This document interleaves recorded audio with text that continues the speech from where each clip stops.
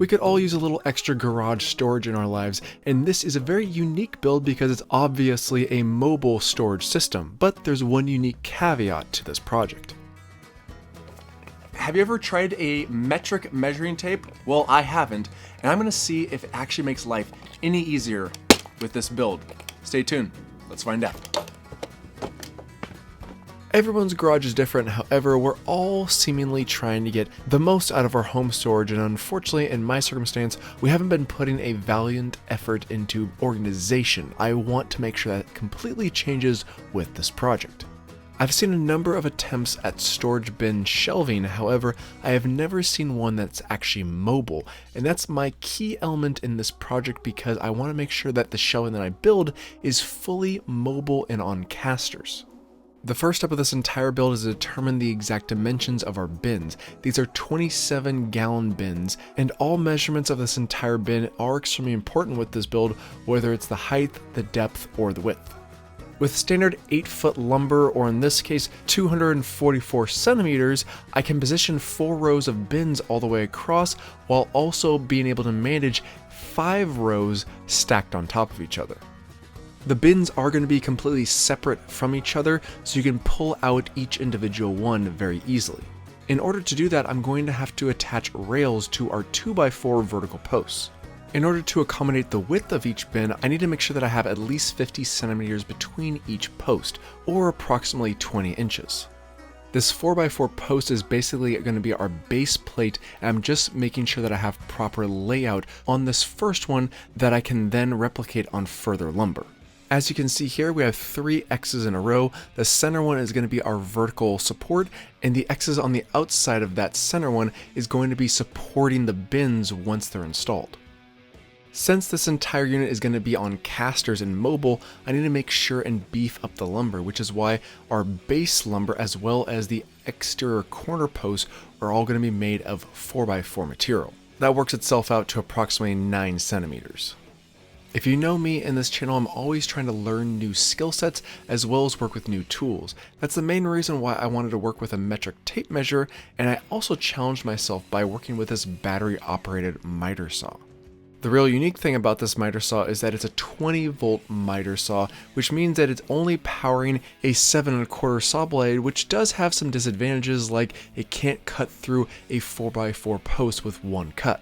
However, there are quite a few advantages with a saw like this, which I'll get into later on in the video. By using the first board as a template, I'm easily able to transfer those lines directly to the other base plate along with my other 2 top caps. Once I have this second base plate cut to the appropriate size, I can then transfer these lines directly to my top caps, which are 2x4s instead of 4x4s. I'm switching over to 2x4s at the very top because I do have to be mindful of the overall height of this entire unit because my ceilings are only so high. Plus, it's really only there to stabilize the framework versus the 4x4s are there for structurability purposes. In terms of saws, I do have a large 12-inch DeWalt miter saw. However, this guy is actually really nice for smaller projects like this because 1, it's quieter, 2, it's lightweight, and 3, I'm actually quite impressed with the longevity of these batteries because I was able to cut every single piece for this build with 1 battery charge. Now that I have all my horizontal framing taken care of, I can work on our vertical posts.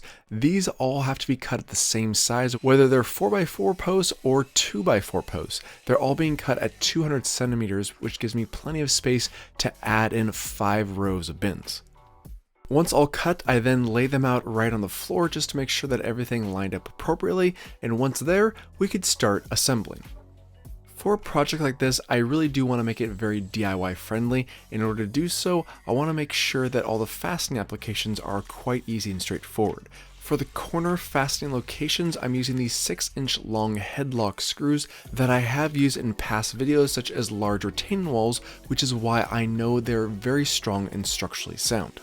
I install 2 of these fasteners at every single corner, and once installed, I then check the cross-dimensional measurement.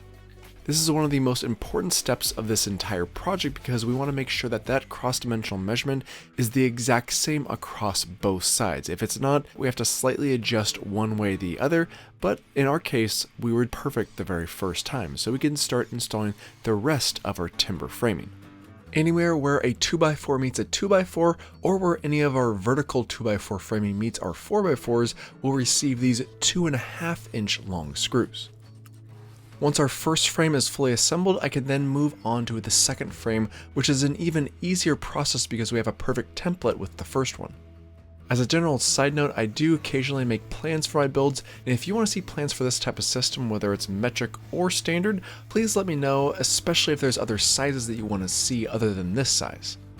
Once the entire second frame is fully assembled and installed, we can move on to casters. The casters I'm using are these heavy-duty 5-inch tall casters that are weight loaded to 350 pounds each. That means that this one system can hold up to 1,400 pounds, which is plenty of weight for this type of system. I pre-drill all of my holes and then install our casters. Now, I do have locking casters on the very front of our system, but the back ones will be mobile, however, they do not have locks on them. At some point during the installation process, I did realize that I made the system just a little too tall. And that's why I was planning on assembling this entire system together on the floor, however, quickly realized that I would not be able to flip this entire system up if I had my cross bracing pre-installed, so I did have to flip these two panels up and install them together in a vertical fashion, which did make it a bit more difficult, but we managed to make do with the help of a few clamps and a second hand from my dad. I installed 2 more of these 6-inch headlocks at every single corner, making sure that everything is fully secured before I remove the clamp. And if you are wondering, these center brace pieces are 54 centimeters long or 21 and almost 1/4 inch. With the majority of our framework fully taken care of, I can start tidying up and organizing my bins. For me, this was quite a satisfying step because I could really organize things into woodworking items, epoxy items, automotive items, old school stuff from my childhood, and so on. But after we had everything tightened up and organized, I could then maneuver our storage cart system into position and we're ready to assemble the rest of our framing. I may have needed to give it a little bit of a test drive first, but after that I installed a center support brace at the very bottom here. That way all of our bins that are on the bottom rung don't actually have to be hanging and can just be placed right on top. Once we have a few fasteners placed on both sides, we're ready for bins. In order for all these bins to hang and not be resting right on top of each other, we need to make sure to cut multiple pieces of structural support. I need to cut 32 of these pieces all at the same length, which is 71.5 centimeters, or approximately 28 1/8 inch. All these rails are made from 2x3 pieces of lumber, which are actually quite significantly cheaper than your 2x4 standard pieces. Now that all of our rails are cut, it's time to start layout. I've allocated 40 centimeters of space for each bin, which approximately is 15 3/4 inch. However, that is not where we're placing our rails because our rails have to be lower than the bin because it's going to be resting underneath the lip of our bin. That means our first rail is placed at 74 centimeters, our second rail is 114 centimeters, our third rail is 154 centimeters, and our last rail is at 194 centimeters. With our first set of rails in place, we can test it out, and as you can see, it slides in quite nicely. With our first set of rails installed, I can then start the layout process for the remaining rails. And as you can see, we're using every inch, or in this case, every centimeter of space that we have. I do highly suggest pre-installing all of your screws just to make the installation process even easier once you start installing these rails to your studs. A simple clamp on one side also makes it really easy. Line up one edge, clamp that side down, then fasten the opposite side, then come back, fasten that screw, and remove the clamp. Done deal. I also realized that one screw on each end was plenty of structural support, as well as the fact that if you apply 2 screws on each end, it's more prone to splitting. I'm obviously doing the same exact process over and over and over again, just at different elevations. In terms of thoughts on using a metric tape measure for the first time, I really don't know if this saved me a ton of time on this specific project, mainly because everything on this project was very straightforward and very easy to comprehend. If I was doing something that was very detail oriented, like a deck, tile work, or even trim work around the house, it may be a huge difference maker, which I'm hoping to use in the future, but I obviously haven't gotten to that point yet. I wanted a nice, simple project for my first endeavor. And with the last couple bins in place, we are done with this amazing mobile storage unit.